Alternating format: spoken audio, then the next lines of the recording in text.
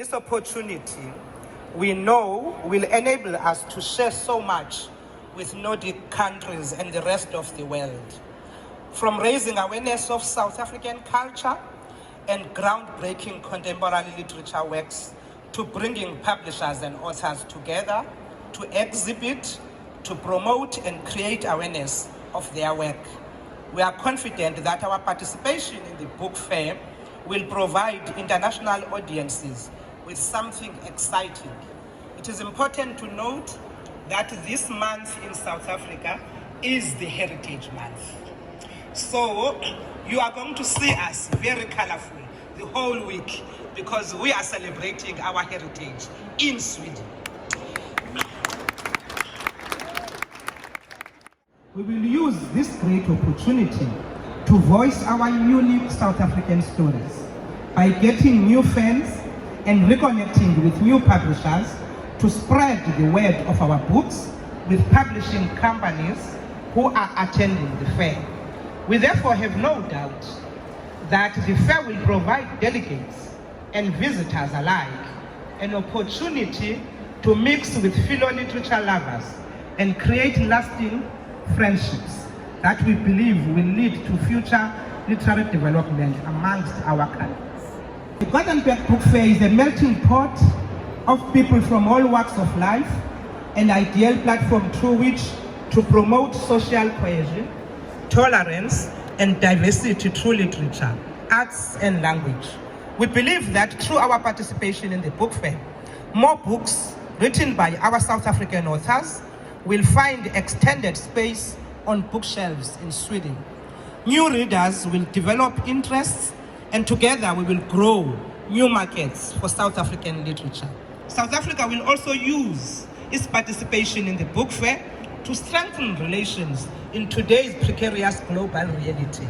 We need to move forward with a shared vision of development that encourages collective action and building a better world. Ladies and gentlemen, in conclusion, there is no doubt that language and literature are central to national identity and distinctiveness.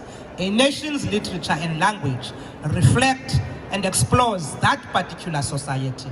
At the 2022 Göteborg Book Fair, we invite you to listen to our South African stories. And I know you are going to be immersed and you will want to hear more. Thank you very much and welcome.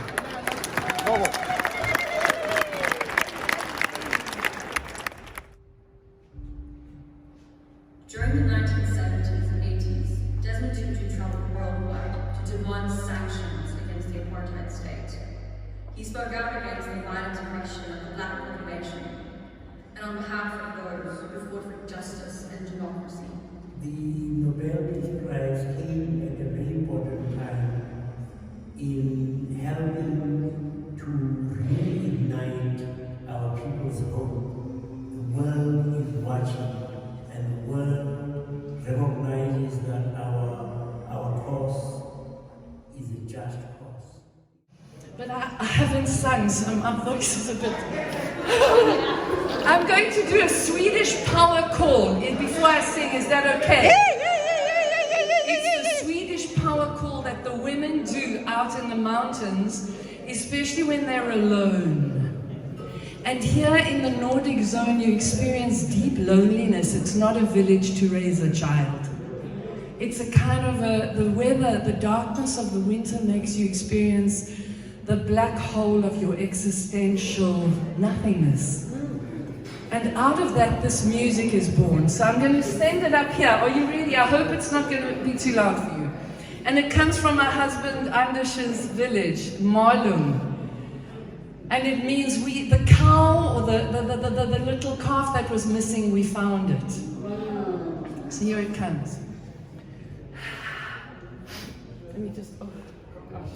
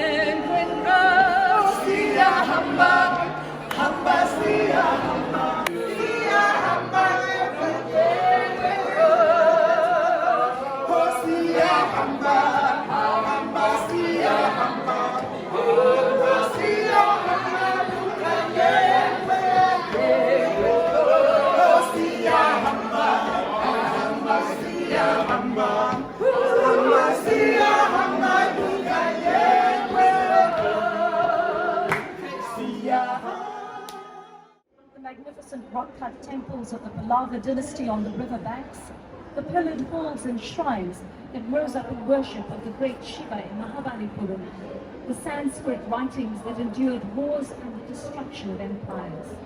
And I stood a little more erect, even when the lash of the whip met my back. I sat up in my cell and stared into the dark. If time was conspiring to unravel my bonds, I would ask it to carry me back to that child's childhood, valiant and unspoilt by the world. I am waiting, I said. Come and take me. In terms of authority and influence, if you take our numbers in South Africa with the SACC 20 million members, we could change that society. But churches are not able to translate the statement, if you are an Anglican, to members of the Anglican Church on the ground. I think that's where the challenge is, and we need to discover the authority and the latent energy. I think that's the best way to speak about it, which if we get the members of the churches act in a particular way, we could change society. We need to realize that none of us can do it alone. Whether in South Africa, Sweden, or anywhere else, we need to realize we need each other, we need to work with each other, we need to collaborate in our actions to be able to cause the change that is required. And if you take the international dimension part of it, we don't have time to talk about that. You realize that the world actually it's very dishonest. You know what I'm talking about? It's if for us as South Africans, for instance, if you take the issue of the world saying Ukraine must have the freedom to make its choices, but Congress in the United States says we are passing a bill to tell Africans who to support and who not to support, and we're going to punish them. You know what I mean? It's you have the world fighting for freedom, but the definition of freedom doesn't exclude us, doesn't include us. We can lose our freedom and others must have their freedom. We belong to each other. You can't have one side of the world think in this way and another. We need to think together, care about each other. In fact, my best expression is, do unto others as you would they do to you. And that's the only way in which we can have a just society. And we dislocated it. And we did plant. We did plant. Non-racialism, non-sexism, democracy, and we anticipate prosperity. We did. I'm saying that did not fall from heaven. Heaven assisted us to plant it here on earth, and we agreed. The Swedes and South Africans held hands together. We have created a foundation which, if we forget,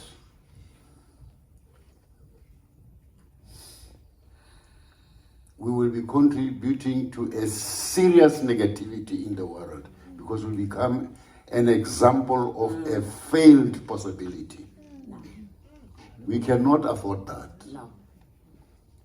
Both sides put their shoulder to the wheel, both sides. And therefore we created a fundamental camaraderie. That's why we're back here. That's why we understand why it was said we're guests of honor at the book fair. We understand this. And that's why yesterday when Perversberry was sharing space with us, all of us were moved, because he comes from, Perversberry was deported by fascists in 1955. Why do we think it will take 20 years to overcome this thing that they were doing? I agree with her. Let us find the lessons that we must learn. It's a new situation for yourselves. It's a new situation in the world. It's a completely new situation from after Mandela came back from prison in South Africa. Completely different. Even us, ANC, we don't recognize it. One more time.